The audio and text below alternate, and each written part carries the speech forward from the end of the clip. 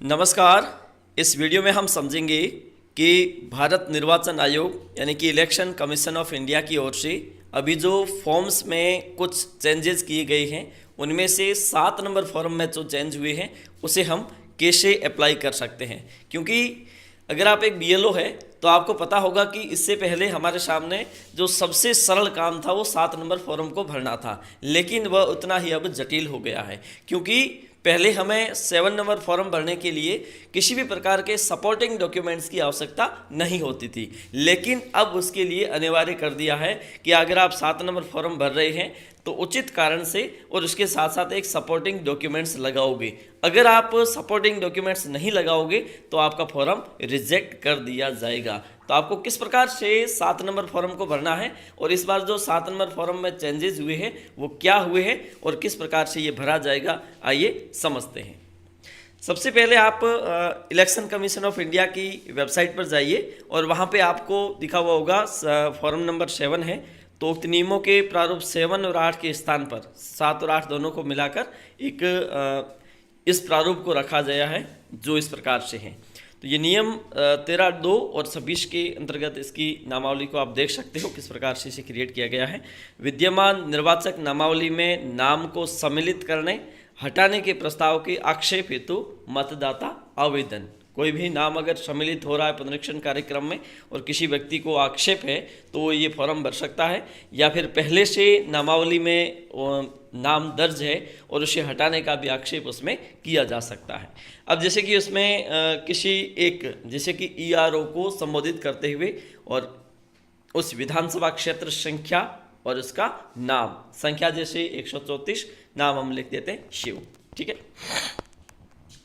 उसके बाद में आवेदक वो होगा जो किसी भी मतदाता का नाम हटाने का आक्षेप करता है, जिसका नाम उस मतदाता सूची में हो या ना हो, लेकिन उस मतदाता सूची में आए हुए नाम या आने वाले नाम पर आक्षेप जो करेगा उसका नाम आवेदक के नाम के साथ लिखा जाएगा। उसके बाद में यहाँ पर उसके एपिक नंबर आ जाएंगे, उसके बाद में उसके स्वयं के मोबाइल नंबर आ जाएंगे और नातेदार के मोबाइल नंबर अगर हो तो आप दे सकते हो, अन्यथा नहीं भी दे सकते हो। उसके बाद में विशेष 3 कारण या फिर 3 प्रकार से किसी एक पर आपको राइट क्लिक करना है कि किस कारण से नाम को हटाया जा रहा है। तो पहला है, मैं वर्तमान नामावली में पहले से सम्मिलित नीचे उल्लिखित व्यक्ति के नाम को निम्नलिखित कारणों में से किसी एक कारण से हटाने का अनुरोध करता हूँ।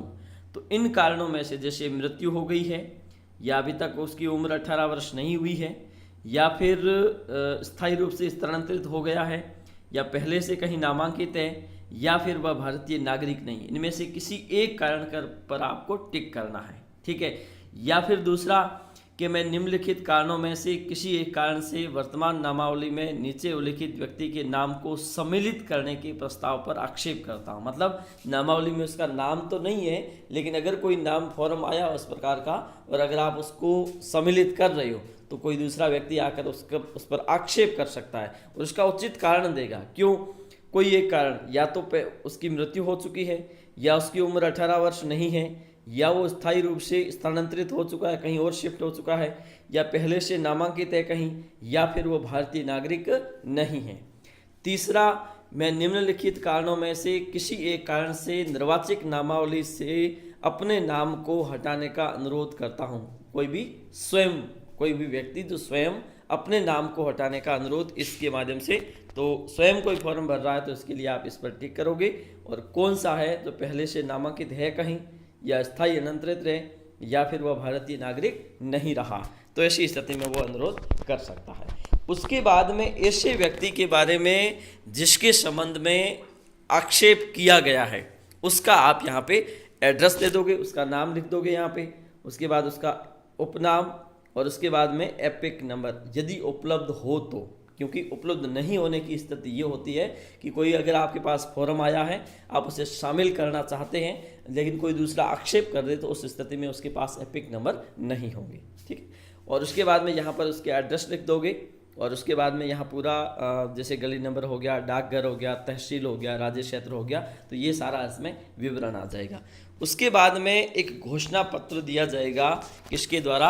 आवेदक के द्वारा। आवेदक जो नाम को हटाना चाहता है, जिसने आक्षेप किया है, वो ये इस प्रकार से घोषणा करेगा कि मैं यह घोषणा करती हूँ कि मेरी सर्वोत्तम जानकारी और विश्वास के अनुसार कि मुझे ज्ञात है कि ऐसा कथन करना या घोषणा करना जो असत्य है, जिसके मिथ्या होने पर मुझे ज्ञान या विश्वास है या जिसके सत्य होने पर मुझे विश्वास नहीं है, लोक प्रतिनिधित्व अधिनियम 1950 की धारा 31 के अधीन ऐसे कारावास से जिसकी अवधि 1 वर्ष तक की हो सकेगी या जुर्माने दोनों में दंडनीय है। अगर ये गलत है तो उसे इस प्रकार की सज़ा का प्रावधान है और उसके यहाँ पे आप नीचे साइन करवा देंगे और उसके पश्चात यहाँ पर एक उसको रसीद दी जाएगी, जिसे संबंधित AERO ERO या संबंधित BLO एक साइन करके उसको एक रिसिप्ट दे देगा, ताकि भविष्य में अगर वो इस प्रकार से देखना चाहे कि उसके द्वारा भरा गया फॉर्म आगे उसकी कार्यवाही हुई या नहीं हुई, तो इस संबंध में उसे एक रसीद दिए जाने का